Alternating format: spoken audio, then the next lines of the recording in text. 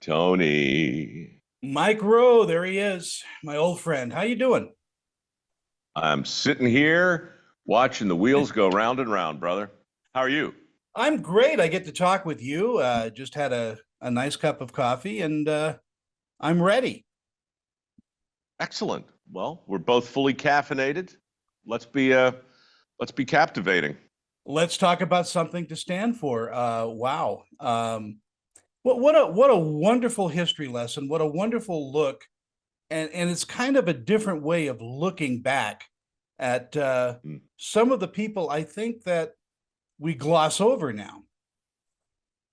Yeah, the format, I wish I could take credit for it, but it was perfected years ago by Paul Harvey on Mhm. a radio program called The Rest of the Story, where he would take 5 or 6 minutes and tell you something you didn't know about somebody you do, and during the story, you had a chance to figure out who he was talking about.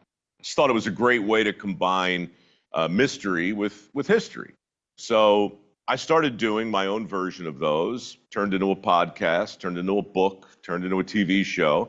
And for this movie, we basically said, what if we take nine of the most patriotic stories out of that library and stitch them together with a trip to DC, where I have a chance to reconnect with some of my favorite monuments and memorials and statuary on the National Mall that unfortunately today are typically covered with graffiti and vandalism and whatnot.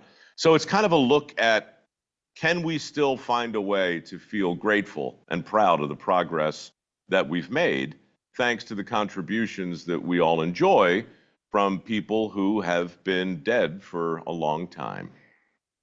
Yeah, and I think your look back is, you mentioned Paul Harvey. I loved Paul, but it's more of a Garrison Keller kind of very gentle look, uh, and very educational, which complements your storytelling. I think we all learn something new. Well, here's the trick, Tony. You do learn, but nobody wants a lesson. You can get educated, but nobody wants to be taught, right? Um, no one wants a lecture. No one wants a lesson plan. Nobody wants a sermon. Not today. They want a story. And if you can give them a series of stories that are self-deprecating, honest, and surprising, then I think people will come along for the ride. And if you can manage to entertain them. Look, Dirty Jobs was the same thing, to Yeah. be honest, right? I mean, if you really take out the exploding toilets and the misadventures in animal husbandry, Dirty Jobs was just a talk show in a sewer or, in a swamp. Uh, a chance to meet somebody who's doing a thing that's ultimately benefiting you. This movie has the same basic intent. It's to foster a greater sense of gratitude, but you can't lead with that, right? You can't say, hey, come to the theater and I'm going to make you feel grateful and teach you some lessons that I think you need to know. Yeah. no one's going to no one's going to do that. But if you can say, hey, look, I got disconnected from some things that are really important to me. And if it happened to me, it can probably happen to you. And if we're disconnected from our past, then I think we don't have a whole lot of hope to reconnecting with each other in our present. We've come a long way from Jimmy Stewart and Mr. Smith Goes to Washington, looking at the Lincoln Memorial with awe, to today. I mean, I think we've forgotten a lot about our American history and what these ordinary kind of stumbly bumbly people have put together for this country. It is almost a miracle that we've survived this many years. It is a miracle. And what's more troubling isn't that we've forgotten, because it's easy to be reminded. Mm. It's easy to get reacquainted if you want to.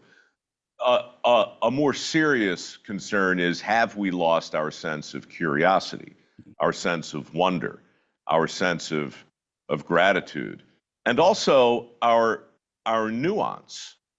Are we able to, at the same time, for instance, say, look, we're not done. America isn't finished. We're far from perfect, and we were founded by imperfect people, and there's still work to be done. But look at the progress that we've made. It's extraordinary. I worry today that people take the fact that we're not perfect and say, therefore, everything that brought us to where we are, this current level of imperfection, ought to be thrown out, yeah, or actually attacked, as so much of our statuary has been. And that's a flawed way to think, in my opinion. Yeah, you grew up not too far from Washington. When you were going to school and elementary and high school, they instilled a sense of pride in how this country was built? To be honest, Tony, I can't say that it was instilled, but I will tell you that it was all on the table. Just like shop class used to be on the table.